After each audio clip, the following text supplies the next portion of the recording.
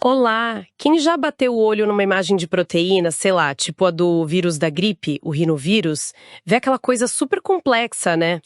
É, parece um emaranhado total. Pois é, mas o incrível é que tem uma ordem ali. E pensar que antigamente o pessoal achava que eram só umas gosmas coloides aleatórios. É verdade, foi só lá em 1934, com o trabalho do Bernal e da Dorothy Hodgkin com a pepsina, usando o raio-x, que ficou claro, não. Elas têm estrutura definida, sim. Exato. E a nossa ideia neste Deep Dive é justamente essa: desvendar como essa ordem aparece.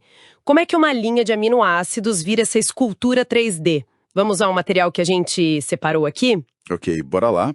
Vamos nessa. Então, para organizar a bagunça, a gente fala em 4 níveis, né? Primeiro, a estrutura primária. Essa é fácil. Só a sequência dos aminoácidos, tipo as letrinhas na ordem certa. A receita básica, digamos assim. Isso. Depois vem a secundária.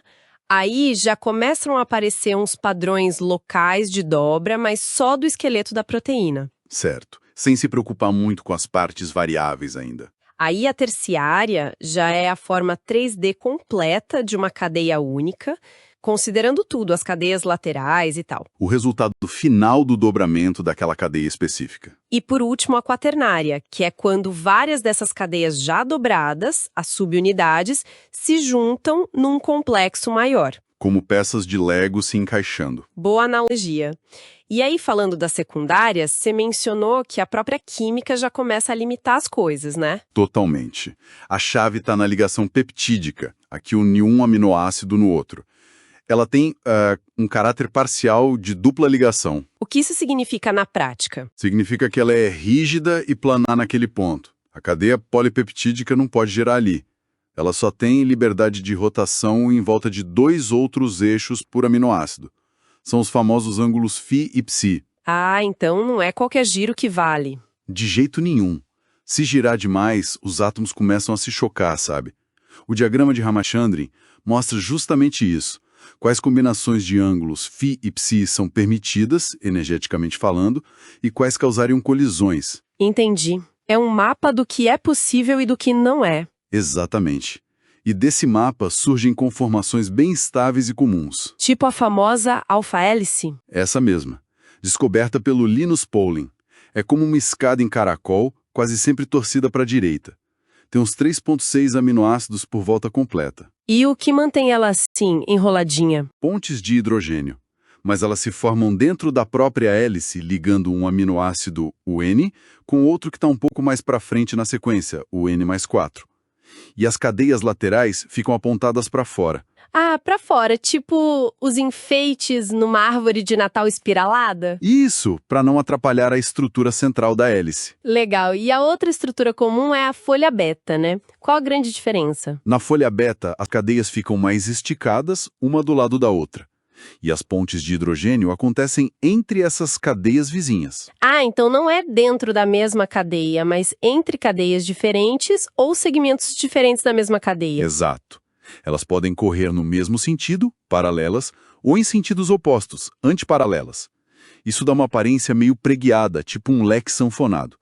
As cadeias laterais ficam alternando, uma para cima, outra para baixo da folha. E esses padrões alfa-hélice e folha beta, eles aparecem em proteínas com funções bem específicas, tipo as que precisam ser resistentes. Perfeito. As proteínas fibrosas são ótimos exemplos. Pega a alfa-queratina, do cabelo, unha. Sei. Ela é basicamente feita de alfa-hélices. 2 delas se enrolam uma na outra, no negócio chamado coil de coil, uma superhélice. Por que elas fazem isso? Por causa de um padrão na sequência de aminoácidos. Tem uma repetição de 7 resíduos, onde alguns deles são apolares, criam tipo uma faixa grudenta que faz uma hélice colar na outra. Aí, para dar mais força ainda, podem formar pontes de sulfeto entre cisteínas. Ah, por isso que tem cabelo mais forte e mais fraco. Depende dessas pontes. Exatamente, mais pontes, mais rígido. E o colágeno? Que tá nos ossos, tendões. O colágeno é outra história, mas também baseado em repetição. Ele forma uma tripla hélice. São 3 cadeias separadas, cada uma hélice meio diferente, torcida para a esquerda, que se enrolam juntas numa superhélice para a direita. Tripla hélice. E o que permite isso? Uma sequência repetitiva. Glicina XY.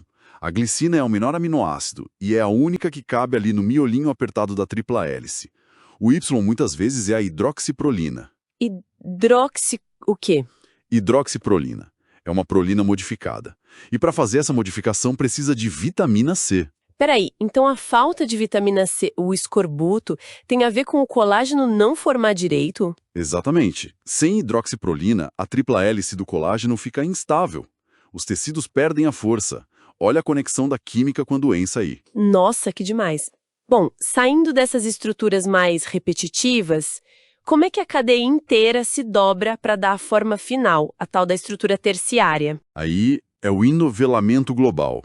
A grande força é o efeito hidrofóbico.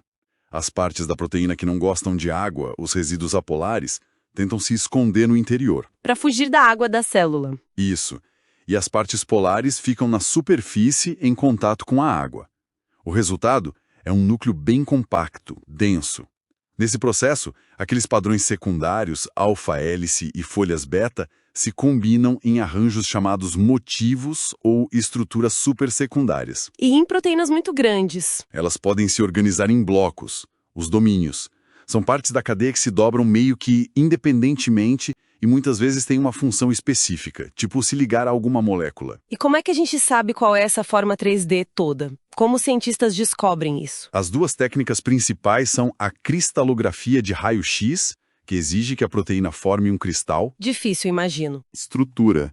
E a outra é a ressonância magnética nuclear, a RMN, que consegue ver a estrutura da proteína em solução, que é um ambiente mais parecido com o da célula. Entendi.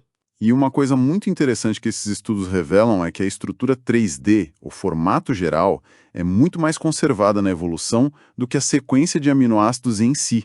Como assim? Você pega proteínas com a mesma função em espécies bem distantes, tipo, sei lá, um citocromo C de uma bactéria e de um cavalo. A sequência de aminoácidos pode ser bem diferente, mas o jeito que a cadeia se dobra no espaço, a arquitetura 3D, é surpreendentemente parecida. Ah, então a função está mais ligada à forma do que aos tijolinhos exatos. Parece que sim, em muitos casos. A arquitetura geral é o que importa mais para a função. É incrível. Então, fazendo um resumo rápido. A gente partiu da sequência linear, viu ela criar padrões locais, hélices e folhas na estrutura secundária, guiada pela química da ligação peptídica. E depois a cadeia inteira se novela, se dobra sobre si mesma para formar a estrutura terciária, escondendo o que não gosta de água e expondo o que gosta. E essa forma final é que dito que a proteína faz. Exato. É a forma que define a função. Perfeito. E isso nos leva a uma última questão que o material até menciona para a gente pensar. A gente viu como o dobramento correto é vital. Mas e quando dá errado? O que poderia levar uma proteína a se dobrar de forma incorreta? E quais seriam as consequências disso para a célula ou até para o organismo todo? É um problemão, né? Muitas doenças graves estão ligadas justamente a esses erros de enovelamento.